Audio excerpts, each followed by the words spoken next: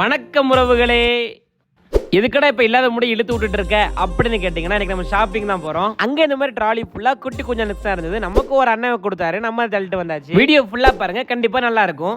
எங்க அம்மா எப்ப போனாலும் சரி ஃபர்ஸ்ட் எடுத்து உப்பு தான் எடுத்து போடுவாங்க. அது எதுக்குன்னு தெரியல, கேட்டதுக்கு ஏதோ சாஸ்திரம்னு சொல்றாங்க, நமக்கு ஒன்றும் புரியல. அது ஒரே பிரைஸ்ல 2 வகையான பூண்டு வச்சிருந்தாங்க. இப்படி முழுசா வச்சிருந்தாங்க, பல்லா வச்சிருந்தாங்க. ஆனா எங்க மம்மி இது ரெண்டுமே வேணாம்னு சொல்லிட்டு அவங்க பிடிச்ச மாதிரி ஏதோ டிஃபரெண்டா அரையும் குறையும் ஏதோ ஒரு பூண்டு எடுத்திருந்தாங்க.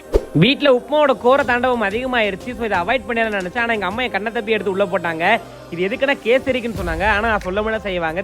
சின்ன வயசுல இந்த ஃப்ரீ கண்ணி நம்ம தேடி போய் எல்லாத்தையும் வாங்குவாங்க. இப்போ அந்த அளவுக்கு கொடுக்கறது இல்லை, நம்மளும் வாங்குறது இல்லை. அது ஒரு அழகிய காலமுங்க.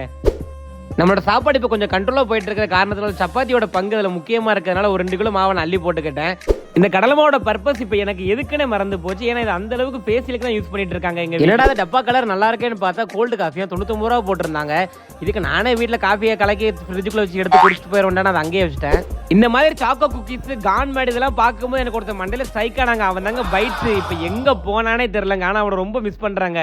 எனக்கு மண்டல இப்போ அதிகமாக டேண்ட்ரஃப் வந்துருச்சு. அது போக மட்டும் பாடி ஹீட் வேறு அதிகமாகிடுச்சு. அதனால வெந்தயம் எடுத்துக்கிட்டேன். இவனை ஒன்று தண்ணியில் போட்டு குடிப்பேன், இல்லைன்னா அரைச்சி மண்டையில் தேய்ப்பேன். நல்ல கியூர் ஆகுங்க.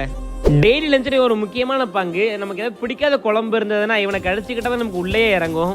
என்னன்னே தெரியல, இந்த மாதிரி கரண்டி பட்டலை பார்த்தாலே கீழே போட்டு உடைக்கணும் போல தான் இருக்கு. உங்களுக்கு யாராவது இந்த மாதிரி தோணுதான்னு சொல்லுங்க. கரண்டி பட்டலை பார்த்தா என்னோட 8வது அறிவுக்கு ஒன்று தோணுச்சு. இந்த பொம்மைக்கெல்லாம் உயிர் வந்துச்சுன்னா இந்த மார்க்கெட்டோட நிலைமை என்னங்க ஆகுறது?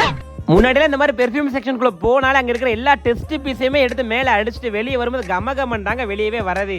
நான் தேடின பெர்ஃப்யூம் எனக்கு கிடைக்கல. எங்கள் அம்மா ஏதோ ஒன்று எடுத்தாங்க, ஸ்மெல் நல்லா தான் இருந்தது. அதை வரை இதை யூஸ் பண்ணிக்க வேண்டியதை நானும் முடிவு பண்ணிட்டேன்.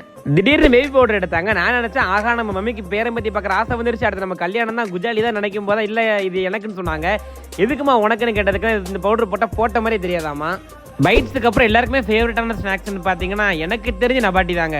மேக்ஸிமம் எல்லாருக்குமே சீஸ் ஃப்ளேவர் சாக்லேட் ஃப்ளேவர் தாங்க ஃபேவரட்டாக இருக்கும். ஆனால் எனக்கு பார்த்தீங்கன்னா இந்த கோகனட் ஃப்ளேவர் தாங்க. எதுக்கடா கீழே கிடக்கிறது பிறக்கிறீங்கன்னு கேட்டிங்கன்னா, ரொம்ப நாள் கழிச்சு பார்த்த பரவசத்தில் பாஞ்சதுனால எல்லாம் கீழே விழுந்துருச்சு. இதான் சாப்பிடலாமே சிக்கன் ரோல்னு பேர் வச்ச வெஜ் ரோல் தாங்க வாங்கியிருந்தேன். என்ன சொல்றேன்னு புரிஞ்சிருக்கும்.